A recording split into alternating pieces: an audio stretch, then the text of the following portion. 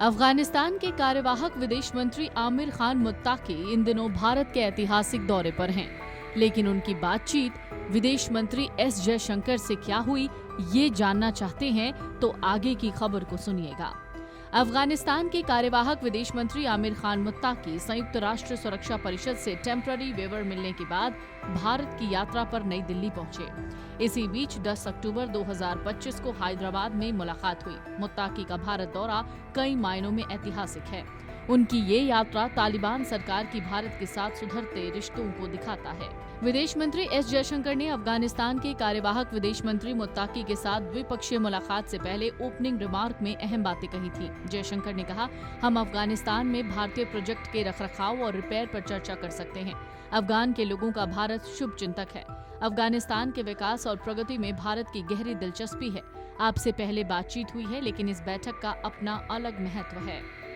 तालिबान की सरकार में अफगानिस्तान की धरती का पाकिस्तान के आतंकी संगठनों जैश-ए-मोहम्मद और लश्कर-ए-तैयबा के इस्तेमाल को लेकर भारत हमेशा सशंकित रहता है। ऐसे में दोनों देश के विदेश मंत्रियों के बीच बातचीत में आतंकवाद पर भी चर्चा हुई है। अफगानिस्तान के तालिबान शासन के विदेश मंत्री आमिर खान मुत्ताकी ने शुक्रवार को कहा कि अफगानिस्तान कभी भी अपनी जमीन को भारत विरोधी गतिविधियों के लिए उपयोग होने नहीं देगा। तालिबान के शासन वाले अफगानिस्तान के विदेश मंत्री एक सप्ताह की यात्रा के लिए भारत में हैं।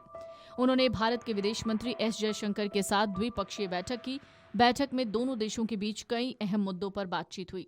अफगानिस्तान के विदेश मंत्री मौलवी आमिर खान मुत्ताकी के साथ अपनी द्विपक्षीय बैठक के दौरान विदेश मंत्री डॉक्टर एस जयशंकर ने ऐलान किया कि अब काबुल में मौजूद टेक्निकल मिशन को भारतीय दूतावास का दर्जा दे दिया जाएगा।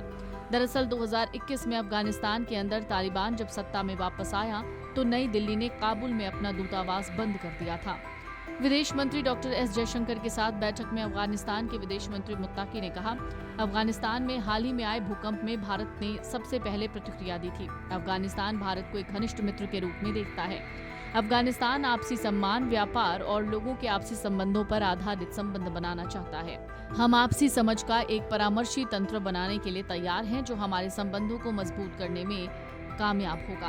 अफगानिस्तान ने साफ कर दिया कि वह भारत विरोधी ताकतों के साथ खड़ा नहीं होगा।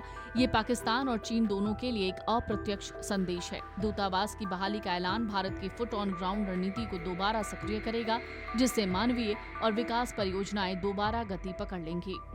आपको बता दें, आमिर खान मुत्ताकी अफगानिस्तान के पहले विदेश मंत्री हैं जो तालिबान शासन में नई दिल्ली आए हैं। मुत्ताकी से बातचीत के दौरान भारत के विदेश मंत्री एस जयशंकर ने काबुल में दूतावास खोलने की बात कही।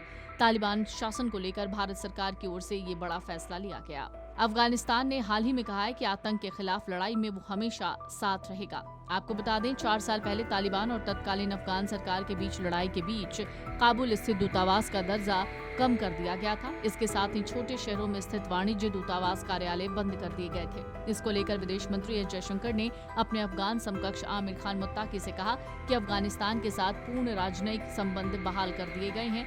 भारत और काबुल स्थित अपने तकनीकी मिशन को पूर्ण दूतावास का दर्जा देगा। आपको बता दें, अफगानिस्तान में हिंसा के बाद भारत सरकार ने दूतावास के कर्मचारियों को वापस भारत लाने के लिए सैन्य विमान तैनात किए। 15 अगस्त के अंत और 16 अगस्त की शुरुआत में 2 C-17 परिवहन विमानों ने उड़ान भरी थी।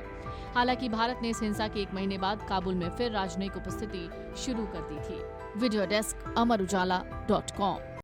अगर आप ये वीडियो YouTube पर देख रहे हैं तो हमारे चैनल को सब्सक्राइब कर बेल आइकन दबाएं और Facebook पर देख रहे हैं तो हमारे पेज को लाइक करें।